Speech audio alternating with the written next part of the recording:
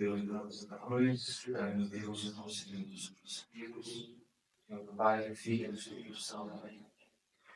Deus seja Deus, que finalmente estás aqui, que vens, que te honras. Adoro-te com profunda reverência. Peço perdão pelos teus pecados, graça, Maria, fruta cheia de oração. Minha mãe, Bárbara, São José, meu Pai, Senhor, hoje agora, serei o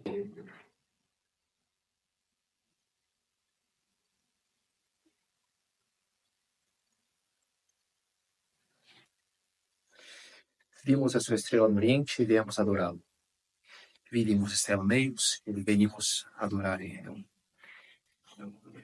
Sim, diziam os reis magos. No livro terceiro do Senhor dos Anéis, o Retorno dos Reis, se refere, o próprio título do livro, ao Aragorn, que é um dos personagens principais, que ele é da linhagem dos reis, do Reino do Sul, do Gondor, e que está destinado alguma hora a retomar o trono real. E ele está lá no meio da história, em Rohan, teve uma batalha, e chega do norte uns presentes, entre eles um presente da noiva dele, Arwen, que ele abre e é um estandarte que ela costurou com fundo preto e de branco, com algumas tecidos de metal, de pedras preciosas. Uma árvore branca, 7 estrelas, uma coroa, que no fundo é o estandarte do novo rei de Gondor.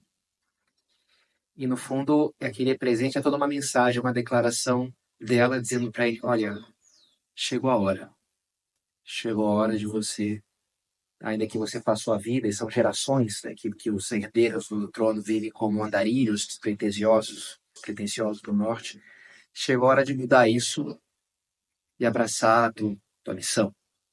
Você reivindicar aquilo que é teu, por direito, né, o trono do reino de Gondor. Ele passa até aquela noite num drama, se questionando, e enfim, ele, no dia seguinte, então, ele decide, não, é isso aí.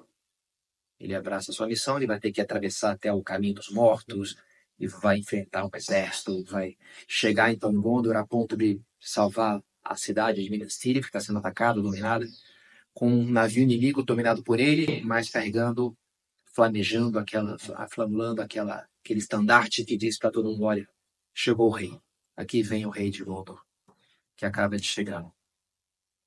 E acho uma história, uma parte inspiradora da história, né? Que tem a ver, vimos a sua estrela e viemos lhe adorar. Os reis magos aí só tem essa única frase no Evangelho, mas me parece uma frase bastante inspiradora. E por mais que até já tenha passado a festa da Epifania, eu acho que achei por bem a gente pegar essa frase, no fundo, esses 3 verbos, para a gente pensar nesse ano que começa agora. Que me parece que aqui, de alguma forma, está a estrutura da nossa vida, o que a gente tem que fazer na vida, nessas 3 atitudes. Vimos e viemos adorar. No fundo, de uma maneira, são as 3 virtudes teologais, né? A fé, enxergar o porquê das coisas, o sentido da vida. Vir, movimentar-se, né, com a esperança. Né? A esperança é a virtude daquele que caminha, que deseja algo que está fora e espera que, confia que pode obter, que tem esperança, então ele vai em frente. Viemos e adorar. Vai ter a ver com a caridade, com o amor, com a entrega. O amor quer se fazer presente, quer se doar. Vimos a estrela no Oriente e viemos adorar. A nossa vida, de uma maneira, se resume nisso. Né? Começando com o enxergar. Enxergar a estrela. Toda oração quer ser uma busca, é uma busca pela luz de Deus. Quero enxergar, Senhor, que eu veja, como lhe pedi ao servo Bartimeu. Já faz uns 2 ou 3 anos que me ajuda toda oração mental que eu faço, que eu não estou pregando, fazendo sozinho, eu começo com os primeiros 4 versículos do prólogo de São João, e me ajuda aquilo me situar diante de Deus, né? No princípio era o Verbo, e o Verbo estava junto a Deus, e o Verbo era Deus. Ele existia no princípio junto de Deus. Tudo que foi feito por ele, e sem ele nada foi feito de tudo aquilo que foi feito. Nele estava a vida, e a vida era a luz dos homens. Então me ajuda, né? A confusão do dia a dia, a correria, me situar, cara, estou aqui diante de Deus, o Verbo que existia antes de tudo, que tem em si a vida A vida que é a luz que eu preciso está aqui. Eu sou a luz do mundo. Aquele que me segue não andará nas trevas, mas terá a luz da vida. Eu tenho a luz que você precisa, eu tenho a luz para te dar. Porque eu sou a luz do mundo. Visitando o Padre Amigo lá de Porto Alegre, Padre Manuel dos Santos, ele tinha uma foto no quadrinho assim da ábside da Basílica de Monreale, na Sicília, no sul da Itália. E é uma ábside assim, de mosaico gigante, um pantocrator, Cristo com a mão direita abençoando e com a mão esquerda um livro da lei, tipicamente é uma frase da Bíblia, e que a mesma frase, de um lado uma página em latim, outra página em grego. E é justamente essa, né? Ego sum lux mundi, ego imito fausto cosmo. Eu sou a luz do mundo. Aquele que me segue não andará nas trevas, mas terá a luz da vida. To fausto zoe, terá a luz da vida. De uma maneira, toda a vida cristã é esse: seguir o Senhor, que é a luz. Buscar a sua luz, a luz de Cristo. Lumen Christi. E eu penso que se você está assistindo essa meditação, provavelmente você já vislumbrou algo dessa luz, algo dessa estrela, como os reis magos diziam, né? Vimos essa estrela, por isso eu estou aqui. E o que é uma coisa muito boa, né? É ótimo. Mas ainda é pouco. Porque a gente precisa constantemente se alimentar dessa luz, buscar essa luz. E para isso estamos aqui agora, né? E para isso, no começo do ano, especialmente, né? Buscar luz para a minha vida. Estou esses dias escutando um livro que achei bem interessante, chama-se Heróis em Missão. E é um escritor de livros de história, de fantasia, mas que ele faz essa conexão entre a estrutura das histórias, por que as histórias a gente gosta, tem uma estrutura típica, e, e a vida humana, e a maneira de encarar a vida, os problemas, de enfrentar a realidade. E vários autores fazem isso, né? De uma maneira, as histórias explicam o homem, explicam a alma, explicam o mundo. E a base desse livro é isso, os papéis que você vai escolher, que papel você vai desempenhar na tua vida.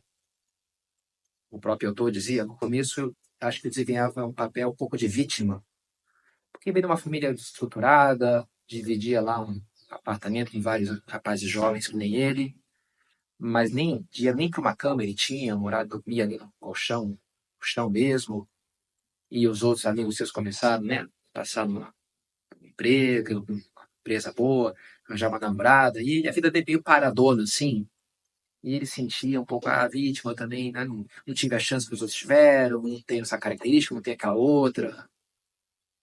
Ele adotou uma postura de vítima, de ter pena de si mesmo e assim achar que estava justificado, né, o seu fracasso na vida por aquilo. E ele reparou com, aos poucos ele ia assumindo até, já deixando a própria vítima para se tornar um vilão.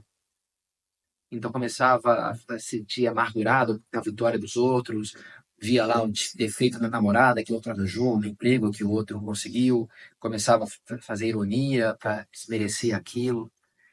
Então é interessante, né? Ele vai falando que você, se você abraça a vítima, você termina sendo um vilão. E a maneira de você quebrar isso é abraçar a atitude do herói, que é abraçar a liberdade. Ele diz como ele ajudou os escritos do Viktor Frankl, esse psiquiatra discípulo de Freud, fundador da logoterapia, judeu, prisioneiro em Auschwitz, escreveu esse livro famoso Em Homem em Busca de Sentido. E o autor do Heróis em Missão, então, seria praticamente uma divulgação das histórias do Viktor Frankl, das ideias do Viktor Frankl, a gente poderia dizer, né? Que basicamente é isso, é você buscar sentido para a tua vida. Os seus problemas se resolvem na medida que você abraça a liberdade e assume os teus problemas e diz, isso aqui é uma coisa que eu tenho que enfrentar, está na minha mão, não no mundo, não, eu tenho que enfrentar. O próprio Viktor Frankl se encontrou uma das vezes com São José Maria Escrivá. E é interessante o comentário dele quando ele saiu daquela entrevista. E ele diz: esse homem é uma bomba atômica. Ele falou assim. O que ele queria dizer com isso? Ele tinha treinado através da logoterapia, a atitude dele, a terapia dele era fomentar nas pessoas que elas encontrassem um sentido para a vida, uma missão, um sentido de missão. E ele, de cara, ele buscava ver quanto essa pessoa tem na vida dela no sentido de missão. E encontrando São José Maria, ele viu, nossa, nunca vi uma pessoa com tanto sentido de missão, com uma coisa tão clara da importância do que ela tem que fazer na vida, uma bomba atômica. Nesse sentido, ele se opõe muito a Freud, que de uma maneira foi o iniciador, né, da psicologia. Ele foi de uma maneira um discípulo, mas depois se afasta das ideias de Freud, porque enquanto Freud dizia que o sentido da vida é o prazer, é a libido, tudo ele resume a libido, o Viktor Frankl, pelo contrário, ele dizia não, a vida tem que ter um sentido maior do que ela mesma.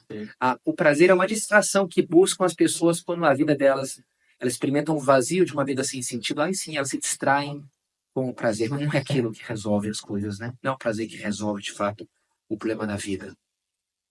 Mas é que ela tenha, de fato, um horizonte maior, um porquê, um sentido, uma missão. Então, para a gente pensar, né, na minha vida, o que domina o horizonte da minha vida? A distração? As férias? Vou poder ficar vendo essa série, vou comer isso, vou comer aquilo. Ou será que a minha vida se move, assim, na prática, realmente por um sentido maior? O quanto dessa luz há nos meus dias? Me parece que o começo do ano é um bom momento para a gente pensar nisso, né? Na vida começar a visão mais ampla, sair um pouco do resolver os problemas em uma coisa, deixa eu descansar, compra o presente lá, viaja para não sei aonde. Não, peraí, onde que eu tô indo, né? O que eu tô fazendo? Eu tô fazendo, o que eu tenho que fazer na minha vida, afinal das contas, né? O que Deus espera de mim esse ano de 2025 que começa? Não sei, né? Mas é bom que a gente se pergunte, né? Qual que é o meu estandarte que eu tenho que abraçar e levantar? Olha, chegou a hora. Qual que é a estrela, né, que eu tenho que chegar e perseguir? Qual que é a meta que eu tenho que me abraçar nesse começo de ano? Não sei qual que é, mas pergunta para o Senhor na tua oração e aproveita, pede já para Ele a abertura, essa capacidade de ver e a abertura do querer, a força para topar querer o que Ele quer, saber sonhar os seus sonhos. Como explica esse livro dos heróis, o herói é sempre alguém que quer algo, e algo grande, tipicamente. Tipicamente, algo maior do que ele mesmo. Não, ela ficar bem, ter prazer. Isso não faz um herói. O herói é alguém que está buscando coisas grandes. Oxalá isso vale para cada um de nós, né? E que, se não é o caso, que a gente faça valer agora, nesse começo do ano. Perseguir a nossa estrela. Vivi muitos anos lá com o padre Rubens, lá de Porto Alegre, japonês, né? Tem a cidadania japonesa, ele tem, morou 30 anos lá. E ele falava, do seu jeito, me parece oriental, assim, dizia: hoje as estrelas são um enfeite, mas houve uma época que as estrelas eram mapa. Sim, imagens interessantes. Mapa, ou seja, só está lá no navio, no meio do Oceano Atlântico, e uma tempestade, depois ele sabe para onde está indo. Ele olha para as estrelas e ele sabe. Ó, se ali se a estrela polar, o Cruzeiro do Sul, se o Polo Sul, o Polo Norte Celeste está aqui a tantos graus, então significa que a gente está em tal latitude, então a gente tem que corrigir o nosso rumo. Então, olhar para as estrelas te dava um mapa e assim te ajudava a saber sobre tudo isso, para onde é que tem que ir, que era o mais importante, né? E a estrela de Belém é isso, é uma direção. E assim a gente passa para o segundo verbo dos reis magos. Vimos e viemos. Vidimos, stellam eius, et venimos adorar. E viemos. Essa estrela, que é o sentido da vida, pede um movimentar-se, um sair do lugar. No budismo, a iluminação é o fim. Buda significa isso, né? O iluminado. Então a pessoa atingiu a iluminação, pronto, missão cumprida. Aquilo já. Mas, bem, para nós tem algo disso também, né? O céu é uma visão de Deus, a visão beatífica, é a iluminação última. Mas a gente entende que a iluminação, existe pelo menos uma primeira iluminação, que é a fé, que é o começo do caminho. A fé é o começo da história. O fim é o amor, mas o começo é a fé. Mas essa iluminação inicial, que é a fé, pede um movimentar-se em direção ao, pede um sair de si. Esse ideal oriental da imobilidade, da pessoa que atingiu um tal grau de perfeição que nada lhe move. Isso é uma coisa típica, né, do budismo, do hinduísmo, me parece, né? E até tem algum reflexo no monaquismo cristão ocidental, mas a grande coisa do Espírito Santo cristão é o movimento, é aquilo que fala São Paulo: não vos conformeis com este mundo. É repetir com ele: o amor de Cristo nos urge, caritas Christi urget-nos. Eu não posso ficar parado. Eu tenho que me movimentar, eu tenho que ir em frente. Eu tenho que seguir o caminho da minha vida. Journey Before Destination, tem essa série de livros de fantasia que eu estou lendo, que eu sinto bastante, né? O lema dos heróis é esse, né? A vida antes da morte, a força antes da fraqueza, a jornada antes do destino. Um dia eu posso morrer, mas agora eu estou vivo. Agora um dia eu posso ficar fraco, um dia eu estou me esforçar. Mas ainda tenho um pouquinho de força, eu ainda vou me empenhar. E um dia eu quero chegar no destino, mas antes do destino vem a jornada. Venho seguir em frente. Venho tocar a vida, seguir o meu caminho. O Viktor Frankl, segundo o resumo desse livro, Heróis em Missão, ele fala de 3 elementos que você precisa para que a tua vida se mova através do sentido, que até bate bastante com os 3 verbos dos Reis Magos, né? Esses 3 verbos que a gente está considerando na meditação. Mas com uma pequena diferença que ele inverte os 2 primeiros, a ordem dos 2 primeiros. E ele diz que primeiro você tem que se dedicar a algo grande, uma tarefa, uma missão. E depois você tem que deixar se namorar por algo ou por alguém. Qual das 2 ordens é correta? Bem, eu diria que uma coisa se alimenta da outra, né? A gente pode perfeitamente se dar nessa segunda ordem também. Não você se namora de algo e depois põe em movimento, mas na medida que você se põe em movimento, você busca algo grande, você também se namora daquilo. Aquilo começa a brilhar mais diante de você. Como diz esse livro, meaning can only be felt in motion. O sentido só se sente em movimentação. Isso se vê com clareza com relação a essa grande missão da vida, que é a vocação. Porque uma pessoa, ela só vê com a sua vocação, enfim, nesses anos de sacerdócio, tem acompanhado a pessoa nesse processo de discernimento vocacional. Para a pessoa começar a discernir, ela tem que já estar buscando a santidade, que é o fim último de toda a vocação, tem que já está buscando fazer apostolado, ter vida de oração, ter vida interior. Ela está buscando é o primeiro passo para ela encontrar. E até uma pessoa que já encontrou, já viu a sua vocação, olha, meu caminho é esse, ótimo. Mas se ela para de buscar, se ela fica parada, aquele enxergar começa uma hora a não funcionar mais. Uma coisa precisa da outra, né? O caminhar me leva a enxergar, e o enxergar me leva a caminhar. Por isso tem que estar sempre em movimento. Sempre sendo no lugar, sempre me lançando mais além. Acho que eu já contei para vocês alguma vez uma história. Estava lá em Roma e fazendo meus estudos de teologia. E aí me pediram então para ir para a Espanha, para terminar os estudos lá na Espanha.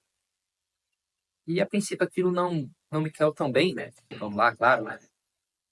Mas preferia ter ficado em Roma a princípio. Então tá um pouquinho assim, poxa, que pena, ver embora de Roma, né?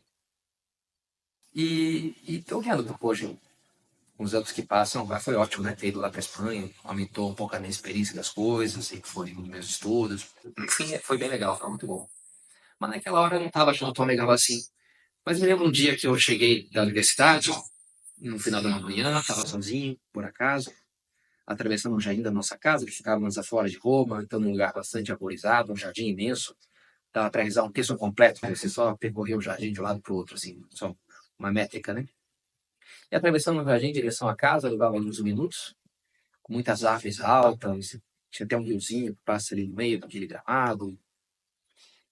E era uma manhã acho que de primavera, os passarinhos cantando, flores, estavam ligados às aspersores, então se via aquela reflexo do sol gerando aquele arco-íris, né? Como é que chama esse difração? Acho que é nesse fenômeno ótico. Então que a luz gerava um prisma ali, ficava aquele arco-íris. Então uma cena muito bonita assim, né? Nossa, como tá bonita essa composição aqui. Deixa eu parar para dar uma olhada.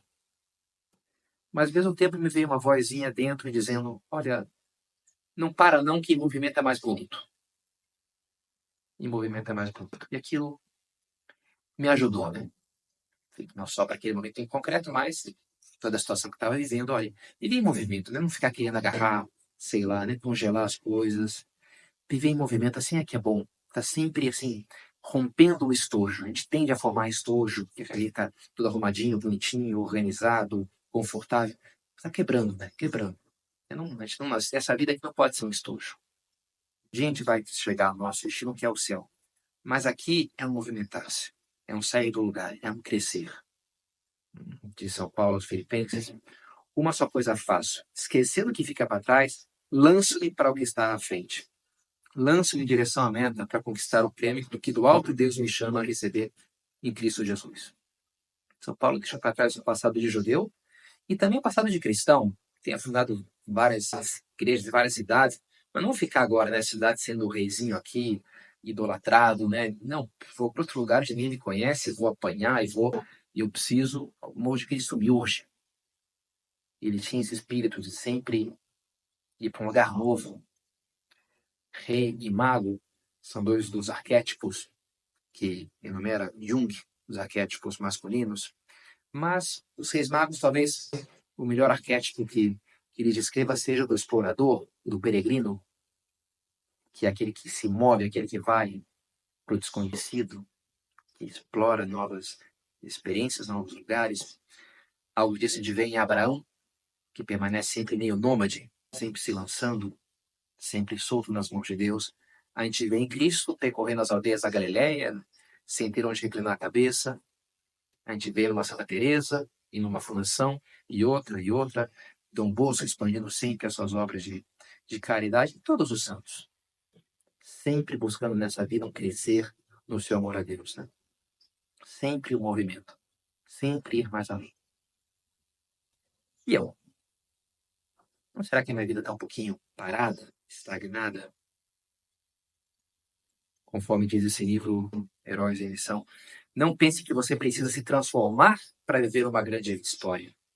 Viva uma grande história e a própria história vai te transformar. Legal, né? Não, tem que estar tudo preparado, cara. Não, vai vivendo. Você nunca vai ficar preso, vai se preparar vivendo. Preparar para o céu. O destino sempre é o céu. Aqui é um movimentar. Aqui é um não parar. É um sempre deixar desafiar por Deus, pela vida. Sempre abraçar os novos desafios que Deus espera de mim. Vidimos stellam Deus in Oriente et venimos adorare Eu. Vimos a estrela no Oriente e viemos lhe adorar. A gente falava, os dois primeiros verbos estão ligados, né? O ver está ligado ao caminhar. Mas agora, passando para o terceiro, a gente pode começar falando também como está ligado ao segundo. O caminhar está ligado ao adorar. A esperança é uma ponte. A esperança tem a ver com a fé. Ter fé, confiar, esperar, confiar. E a esperança é ligada ao amor também. Eu espero algo que é bom, algo que eu amo. Eu busco algo que eu amo, algo que me cativa. E de alguma maneira também, né? O encaminhar-se tem a ver já com adorar. Primeiro o dom que fazem os reis magos, não chegam lá e dão seus presentes, mas o presente que eles dão é a própria presença dele. Ou, se a gente poderia dizer, todos o sacrifício que supôs aquela presença. O esforço que eles tiveram que fazer, percorrendo, né, centenas de quilômetros, não sabemos bem, para estar ali, os riscos que eles correram, os gastos que eles tiveram. Né? Aquele primeiro dom, talvez o maior deles. O caminho é uma adoração, é um ato de amor. Vimos a estrela no Oriente e viemos lhe adorar. Eles falam isso para os reis, para os sábios de Jerusalém. E aqueles sábios não entendem nada, né? Ficam com o queixo caído. Como assim? Eles viram uma estrela? Tem atrás uma estrela? Porque interpretaram que a estrela significava o nascimento do novo rei de Israel, que tudo indica que nem existe, né? Porque o rei de Israel é Herodes, não acaba de nascer. Como assim, né? Porque faz o menor sentido. E, no entanto, é isso mesmo. Eles vieram mesmo, né? Viram e foram em frente. Viemos, né? E foram até o final. E assim completaram a história. Que Oxalá seja também a história da nossa vida, descrita nesses três elementos, nessas três atitudes. A visão da fé, que é atenta, que vê, que escuta, essa abertura, receptividade para os desafios da vida, porque Deus me pede.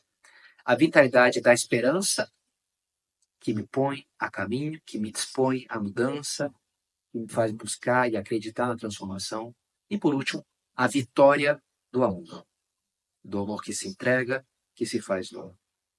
Eu acho bonito ver essa cena dos Reis Magos ali, entregando seus dons, uma vitória, a vitória do seu caminho, da sua jornada, a vitória do seu amor. Porque a sua viagem não foi sair de onde eles estavam e ir para um lugar qualquer. Não se trata disso, né? Não é só movimentar-se pelo movimentar-se que faz algo bom na nossa vida, ser uma metamorfose ambulante. Não, é buscar a estrela, é buscar Belém, é buscar a minha meta de verdadeira, né? De São Paulo. Acaso não sabeis que no estádio todos correm, mas um só ganha o prêmio? Corri de tal maneira que conquisteis o prêmio. A meta é essa, né? Chegar lá no amor, chegar no dom, chegar na entrega. Vini, vide, vinte, dite, diz.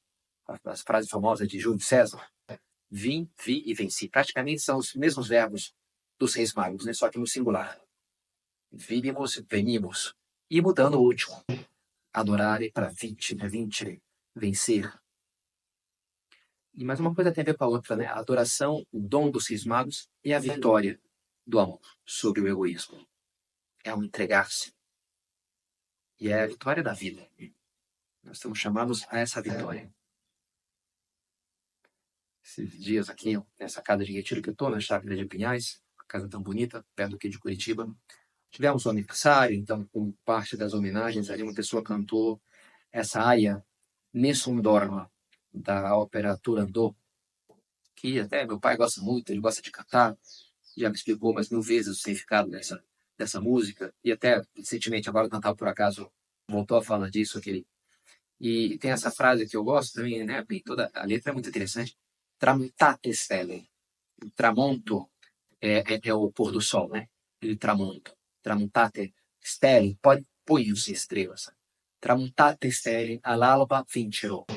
Toda uma história que, quando raiar o dia, ele vai vencer lá a aposta e vai se casar com a princesa. Então ele está dizendo para as estrelas: olha, podem se pôr logo, pode acabar essa noite, que eu vou vencer. A estrela se põe e eu venço. E essa chácara aqui me faz pensar, algumas pessoas do Opus Dei já faleceram. O último contato que eu tive com elas foi aqui.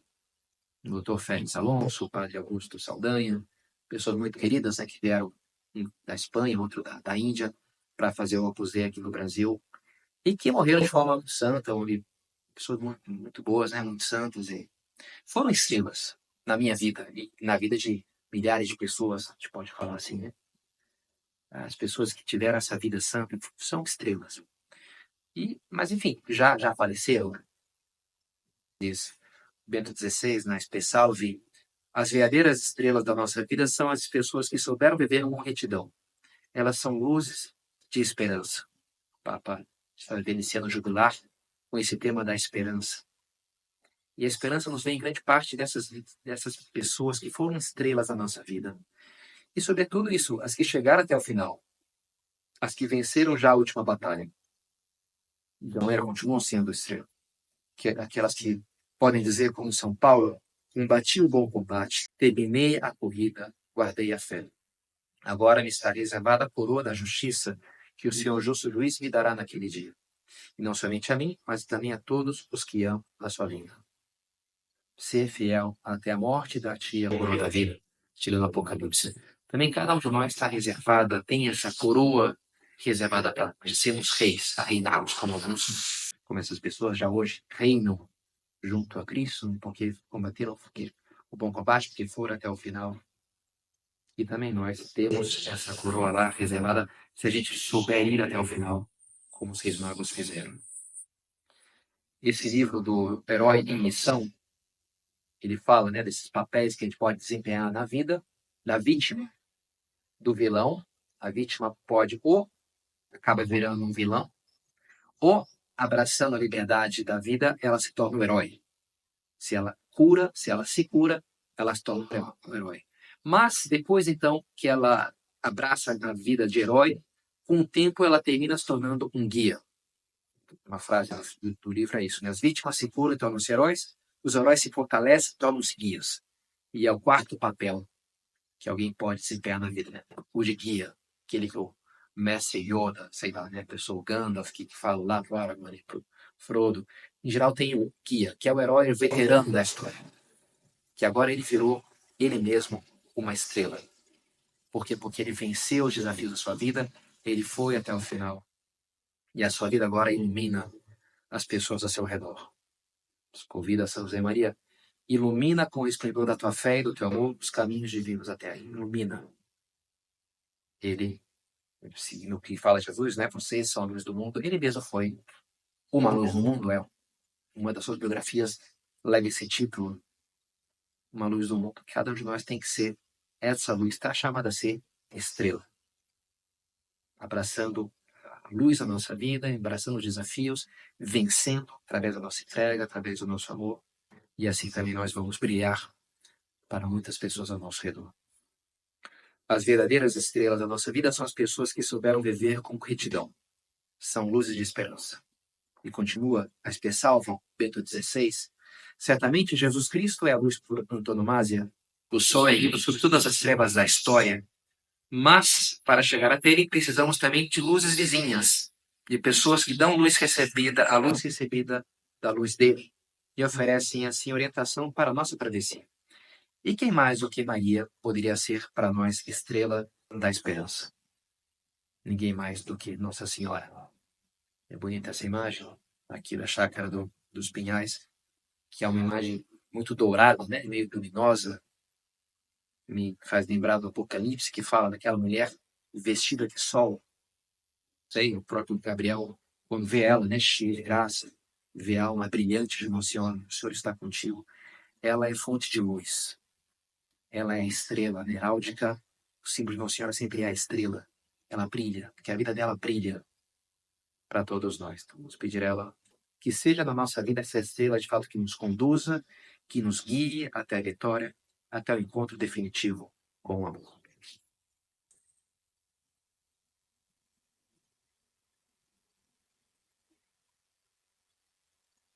Dou-te graças a Deus, meus bons propósitos, afetos e inspirações, e com convidar-te nessa meditação. Peço-te ajuda para a sua guarda.